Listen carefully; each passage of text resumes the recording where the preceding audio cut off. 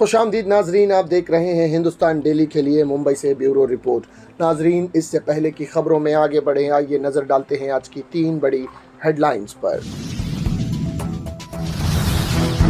चीन ने छीनी भारत की जमीन, राहुल के आरोप पर बौखलाई भाजपा। सुधांशु ने कहा, बेतुके बयान की है आदत। 14,000 बनेंगे नए शौचालय। मुंबई मानपा के मध्यवर्ती विभाग की देखरेख में पूरा होगा काम, सभी होगी बेहतर सुविधाएं। कोल्हापुर की सभा में गरजे मराठा शतरभ। शरद पवार ने कहा, नरेंद्र मोदी देश के नहीं गुजरात के पीएम हैं। देखा नाजरीन, ये थी आज की 3 बड़ी हेडलाइंस। अब बढ़ते हैं खबरों की जानिब। कांग्रेस नेता राहुल गांधी ने शुक्रवार को लद्दाख दौरे के आखिरी दिन कारगिल में एक रैली को संबोधित करते हुए भारत चीन बॉर्डर पर चल रहे गतिरोध को लेकर कहा कि चीन ने हजारों किलोमीटर जमीन हमसे छीनी है, मगर पीएम ने इस पर झूठ बोला। वह कह रहे हैं कि 1 इंच जमीन नहीं गई है, यह सरासर झूठ है। कारगिल में अपने लद्दाख दौरे का समापन करके राहुल श्रीनगर निकल गए। ये उनका निजी दौरा है। वह हाउसबोट और होटल में 2 दिन बिताएंगे। शनिवार को सोनिया भी श्रीनगर पहुंचेंगी। जम्मू कश्मीर प्रदेश कमेटी के अध्यक्ष विकार रसूल ने बताया कि यह इनकी फैमिली का टूर है। दौरा इस बीच वो कोई पॉलिटिकल मीटिंग नहीं करेंगे। नेचुरल रिसर्च पर बात करते हुए रसूल ने कहा कि यहाँ सोलर एनर्जी की कोई कमी नहीं है। भाजपा के लोग आपकी ज़मीन आपसे लेना चाहते हैं। अदानी के बड़े बड़े प्रोजेक्ट यहाँ लगाने चाहते हैं और उसका फ़ायदा आपको नहीं देना चाहते।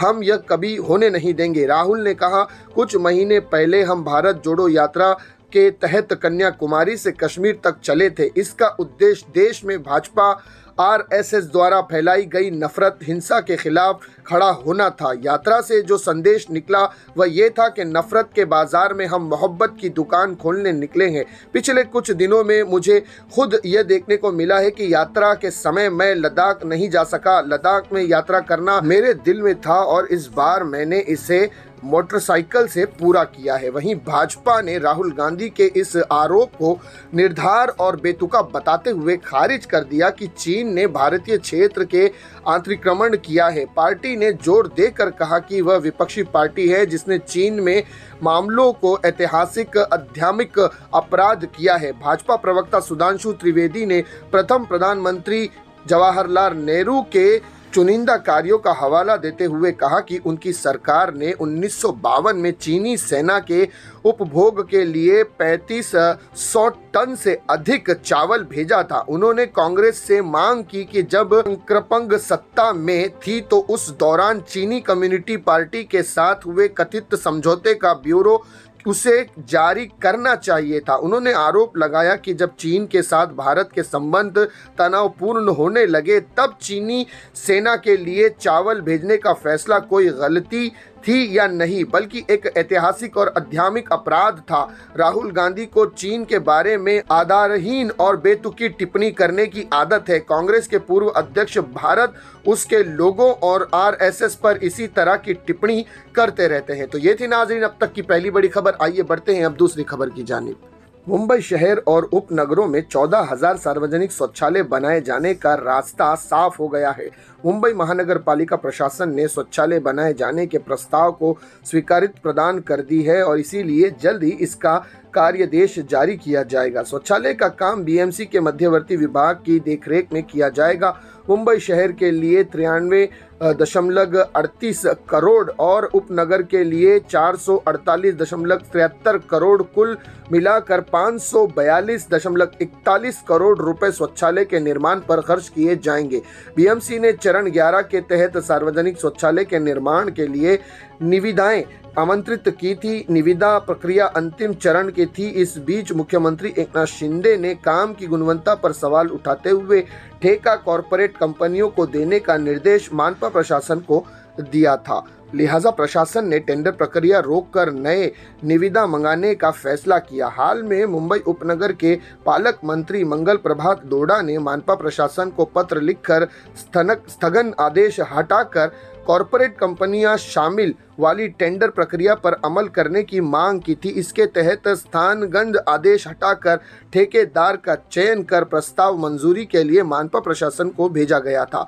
इस प्रस्ताव को मानपा प्रशासन के स्वीकृति प्रदान कर दी है। जल्द ही कार्यादेश जारी, शौचालय के निर्माण कार्य की शुरुआत होगी। चरण 12 में महाड़ा के पुराने और जर्जर शौचालय का समावेश होगा। यदि निविदा प्रक्रिया से स्थानगन आदेश नहीं हटाया गया तो महाड़ा के शौचालय के निर्माण में और विलंबता होगी। तो ये थी नाज़रीन अब तक की दूसरी बड़ी खबर। आइए बढ़ते हैं अब अंतिम खबर की जानिब। रांका अध्यक्ष शरद पवार ने पीएम नरेंद्र मोदी पर जोरदार निशाना साधते हुए कहा है कि वे देश के नहीं बल्कि गुजरात के पीएम हैं।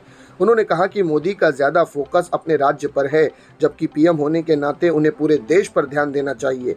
पवार ने कहा कि केंद्र की बीजेपी सरकार मणिपुर की घटना पर चर्चा करने को तैयार नहीं है, वहां के लोगों की सुरक्षा के लिए तैयार नहीं है। ऐसी सरकार को सत्ता में रहने का कोई अधिकार नहीं। रांका अध्यक्ष ने यह बात शुक्रवार को कोल्हापुर में एक सभा को आयोजित करते हुए कहा। पवार ने कहा कि चंद्रयान 3 की सफलता के पीछे इसरो के वैज्ञानिकों का अहम योगदान है।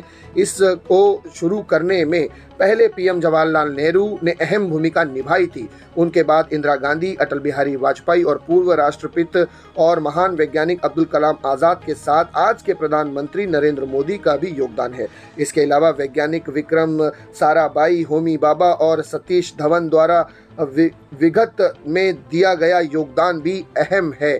पवार ने अपने संबोधन में केंद्र सरकार द्वारा प्याज के एक्सपोर्ट पर 40% टैक्स लगाए जाने पर भी घेरा। उन्होंने कहा कि आज इस वजह से किसानों को काफ़ी मुश्किलों का सामना करना पड़ रहा है। इस फैसले से किसानों की आमदनी प्रभावित हुई है। किसान सड़कों पर आंदोलन करने के लिए मजबूर है, लेकिन सरकार इस पर ध्यान नहीं दे रही है। तो ये थी नाजरीन अब तक की 3 बड़ी खबरें जिन पर तफसील से बात की गई। इसी तरह की खबरों के लिए हमारे चैनल को सब्सक्राइब कीजिएगा। मैं सिराज शेख हिंदुस्तान डेली से फिर मिलूंगा किसी अगली खबर के साथ। तब तक के लिए जय हिंद।